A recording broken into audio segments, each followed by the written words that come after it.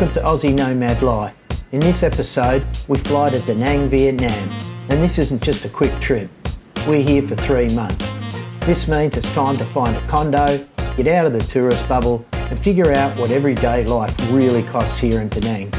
Join me as I explore neighbourhoods, check out rentals, and share my first impressions of settling into Da Nang. And don't forget to hit that subscribe button, everyone. It's the best support you can give me right now. We have arrived in Da Nang, Vietnam. This place is looking pretty beautiful. The airport's really nice. It's gorgeous here so far. And yeah, we'll see you at the hotel. So after a quick flight from Bangkok to Da Nang, we exchanged 100 US at the airport, which gave us enough cash to grab a taxi and get settled into the hotel. This gave me a chance to hunt around for a better exchange rate. Good morning, Vietnam. How are we all? Alright guys, I just wanted to show you a little bit about the hotels when you come here, especially the budget ones. So I booked a budget hotel on booking.com, you know, the usual drill. And yeah, it didn't quite turn out to be, you know, the hotel that it looked like in the pictures. So that seems to be a common thread over here. I think it's quite funny because the hotel we're in now is really rough, but I've got to say, I've actually been in rougher hotels in Australia. So I had a bit of a giggle, but yeah, we'll show you around a little bit and just heed that warning if you do come over here and you choose the cheaper ones. What you're better off doing is maybe staying in one for a couple of nights if you're on a tight budget, and then walk around. I've been walking around town looking at places, and you can book a lot of these hotels without requiring a deposit or any of that stuff. You don't have to pay, so you can pick and choose. So you could book maybe 2 or 3 of them and then go to them and ask them for a key so you can have a look. That's what I did. Fortunately, we found some permanent accommodation, and I'll tell you all about that later on. But let's have a look around at this little beauty.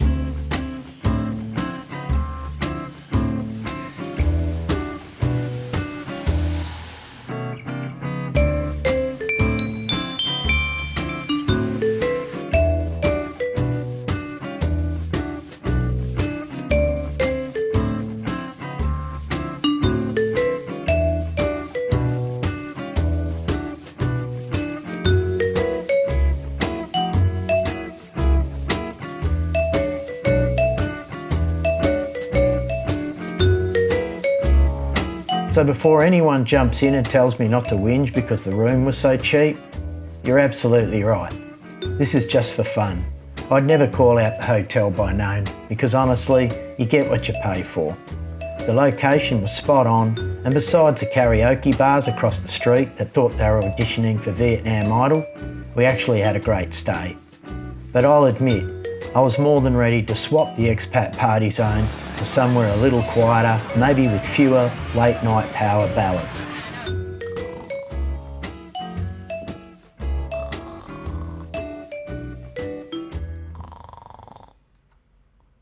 Hello everybody, we are going to have a look at our first little condo here. We're only 2 blocks from the beach and it's a little bit close to the city.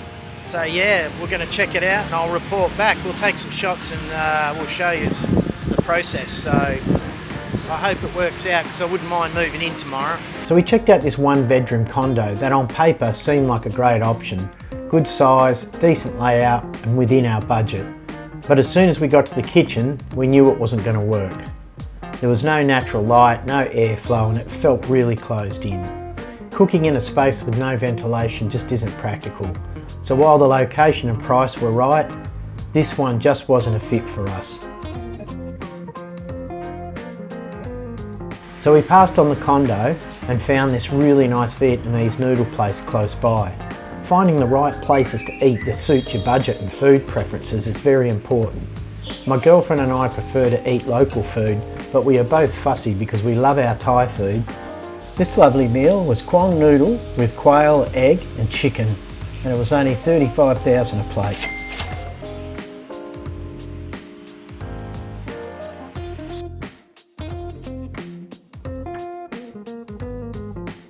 That evening, we found another little place not far from home that I thought was even better.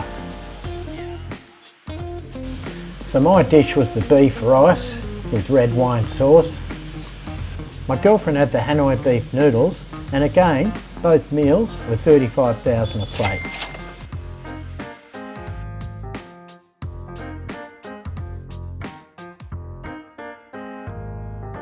G'day from Da Nang, Vietnam. Yes, she's a balmy 33 today, but geez, feels like 38. As you can see, I'm sweating profusely. Excuse the mess, but it's the price we pay for a tropical paradise. So yeah, let's talk about our first week, reflections, what I think, what we've experienced. It's been pretty good. It's exactly what I expected. No surprises. I've mentioned before that I'm actually well travelled. I've travelled right through Indonesia in my film days. Again, for those who don't know, I used to be an independent filmmaker, done lots of documentary, really gritty doco stuff in Indonesia around the Bali bombing and a few other really hot topics there. I've been throughout the Middle East during the Syrian war, done some pretty gnarly projects out there. So again, I'm well travelled and I'm used to these sort of countries and getting used to them. So far we've both enjoyed it. We're probably, 8 days in now. So we spent 2 days in the hotel and we managed to find a place pretty fast. So that was a bonus. So as you know, we did look at one place in the area that we wanted. And again, I wanted to get off the beaten track and just get out of all that busyness. Also, the expat and tourist areas are definitely a lot more expensive. So having a frugal mindset, I'm trying to do it as cost effective as we can. And so yeah, we're out here on the outer, but still on the beach. As you can see, our studio apartment is 1 block from the beach, and it's pretty awesome. So the facility that we're living in it's not fancy. It doesn't have a gym, doesn't have a pool. I will reconsider that next time we come back. I'll reconsider that because I looked at some of the gym prices and they're up there. They're not cheap. And also it'd be nice to have a pool. There's been times where I'd like to just jump in the pool on an afternoon like this and not have to come down to the beach. So that would be a bonus, but look, we are paying a ridiculous amount for rent, so I'm not going to complain. I'm happy. I've got my office set up there and we're both pretty happy. At the moment, the room that we have now doesn't have kitchen facility. So what we are going to do is I'm going to show you some hotel hacks that my girlfriend taught me, because the Thai girls are very resourceful, and basically some tips and tricks on how you can actually cook in a room that doesn't have cooking facilities. We were initially promised a studio apartment with a kitchen facing the park. Beautiful location. But there was some miscommunication and we can't get in there for another 4 weeks. So at the end of this month, we'll move into a studio apartment with a kitchen facility facing the park.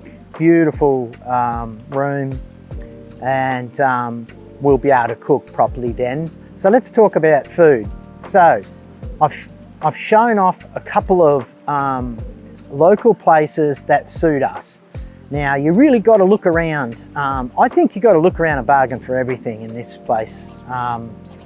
One thing I will say though, from my initial observation and my experience in 8 days, I do feel like the Vietnamese will try and take advantage as much as they can. So they're going to try and push you for extra money or charge you extra whenever they can. I always feel like they're on the take. I don't get that in Thailand, I can say that for sure.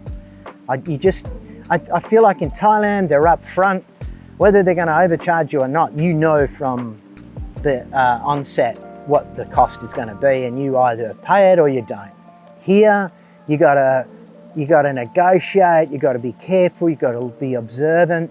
And just be careful, especially going into places where there's no price tags and, you know, as soon as they break out the calculator, you're kind of at risk when the calculator comes out. I prefer to go to places where the price tags are on there and you know exactly what you're paying. And I'm talking about food especially, because you can go to the little markets and they're, you know, that's when they've got their little calculator.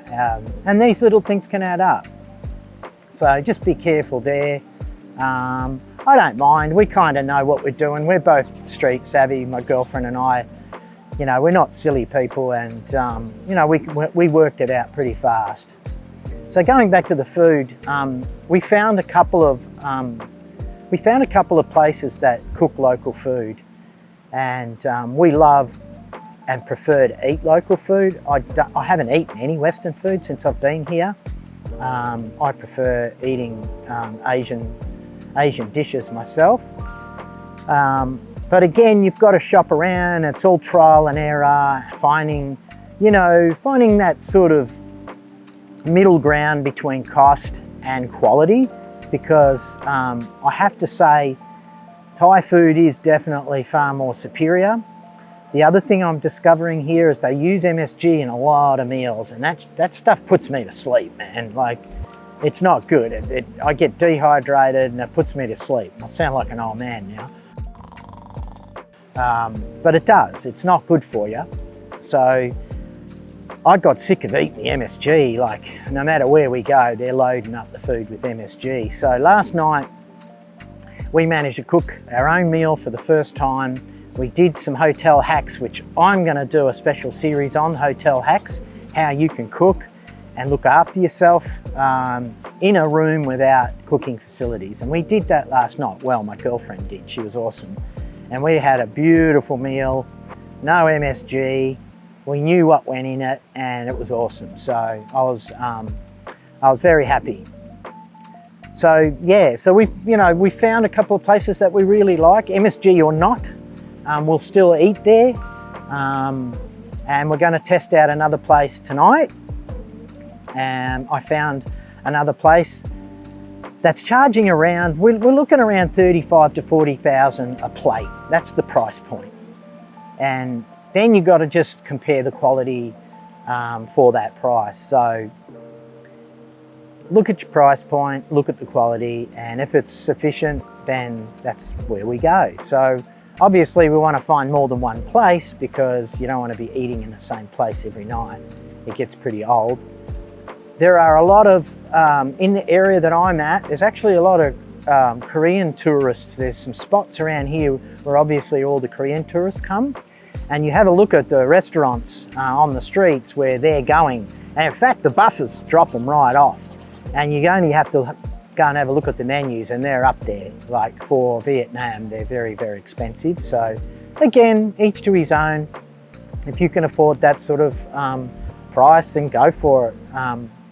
But I actually enjoy the challenge of finding the best value for money. That's all, I think that's part of my DNA. I enjoy it. It's all part of the fun. And we got plenty of time, right? The next episode I'm gonna do will be around not falling into those unhealthy traps that you can easily do in Vietnam or Thailand, because everything's so cheap. Alcohol's cheap, partying's cheap. So you could fall down that hole pretty fast and let your health go pretty fast. And that's not something we want to do. So we had a chat the other night and decided we're up at 5 in the morning, walking on the beach. It is time to mingle with the locals, get some exercise done, because we can't just sit around and drink beer all day, can we, lads? No, we've got to get tight, got to look good for the ladies, so let's get to work. Thank you so much, everybody, for helping us hit that 1,000 milestone. That's awesome. Let's get to 2,000. So hit that subscribe button and join the community. And I really hope that you enjoy the content. I certainly appreciate you being here, and also appreciate all the comments, whether positive or negative. Bring it on. I'm happy to chat with everybody. So on that note, have a good one, and we'll see you on the next episode. Stay tuned for the next episode, and do us a favour, everyone. Hit that subscribe button. It's the best way you can support us right now. And if you want the updates on the latest releases, hit the bell button there for the notifications.